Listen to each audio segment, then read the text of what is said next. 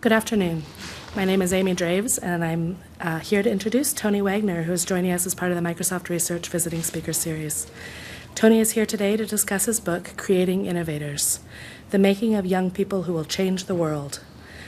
The most effective teachers and employers are developing cultures of innovation based on collaboration, problem solving, and intrinsic motivation. Through play, passion, and purpose, we can create the change makers of tomorrow. Tony Wagner is the Innovation Education Fellow at the Technology and Entrepreneurship Center at Harvard. He is also the author of The Global Achievement Gap, Change Leadership, Making the Grade, and How Schools Change. Please join me in giving him a very warm welcome. Thank you. Thanks.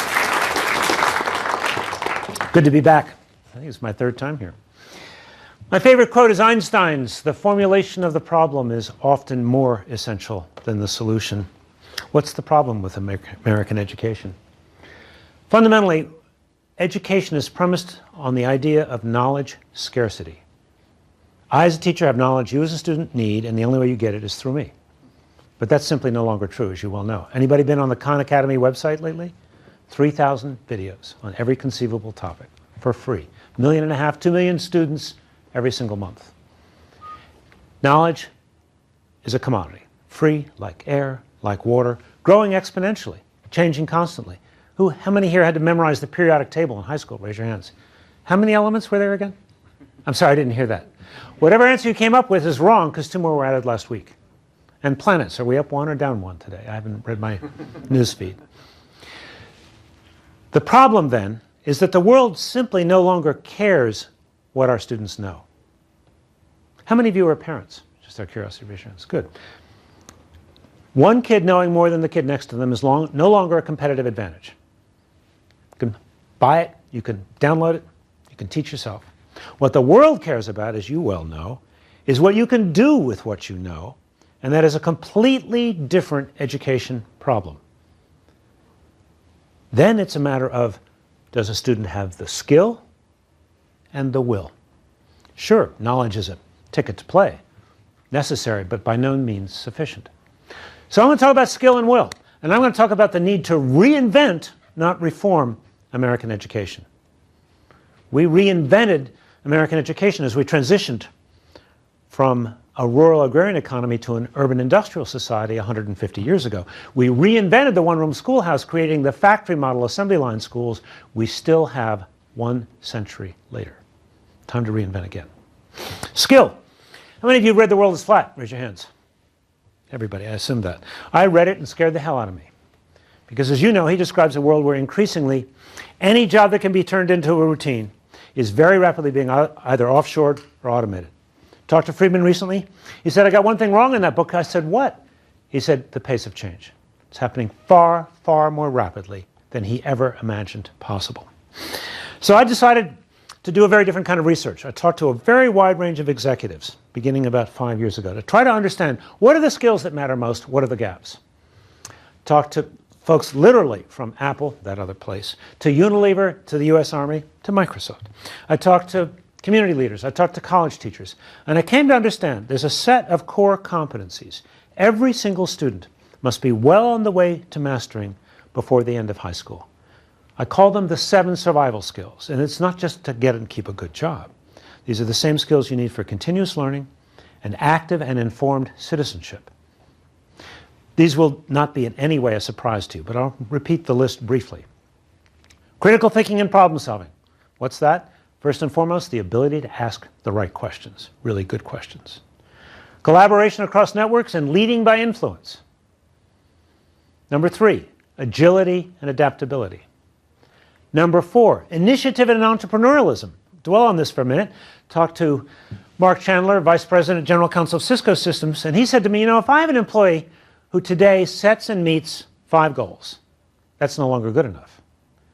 He said, if on the other hand I have an employee who sets 10 stretch goals, takes initiative, and perhaps only succeeds at 7 or 8, he or she is a hero. But think for a moment, what would that student be if he or she was in school? They would have missed 2 or 3 out of 10. CB student. I'm going to come back to this issue of failure. Number 5, effective oral and written communication, and it is the #1 complaint of both college teachers and employers. Senior executive at Dell said to me, the reason these kids can't write, they don't know how to think. They don't know how to reason. They don't know how to analyze. And he said, that's only half the problem. He then said something that kind of warmed my recovering high school English teacher's heart. He said, they do not know how to write with voice, his exact words, meaning they don't know how to put their own passion and perspective into their communications so as to be persuasive. Number 6, accessing and analyzing information. We all know that. Number 7, curiosity and imagination. How many have read Dan Pink's book, A Whole New Mind? Raise your hands. As you may know, he argues that curiosity and imagination have become increasingly important in a very sophisticated consumer society where people want products and services that have flair, that are creative, that are empathetic. However, I've come to see curiosity and imagination and their importance in a completely new light in the context of my recent research.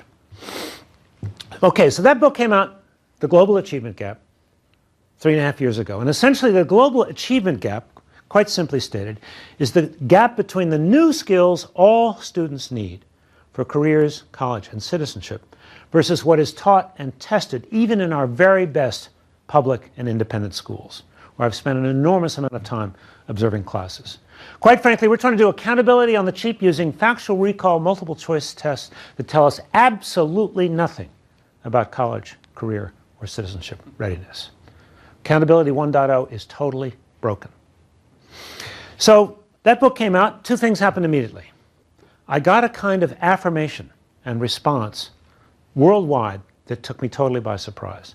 Literally, from Taiwan to Singapore to Thailand to Bahrain to Helsinki to Budapest to Madrid. And everywhere I went, literally from West Point to Wall Street, people said, yep, these are exactly the right skills. No question. But then the second thing happened, the economic collapse. And I suddenly observed kids coming home with a BA degree in one hand and $30,000 of debt in the other, going home to no job. Seemingly had mastered many of these skills. Why no job? What's the problem?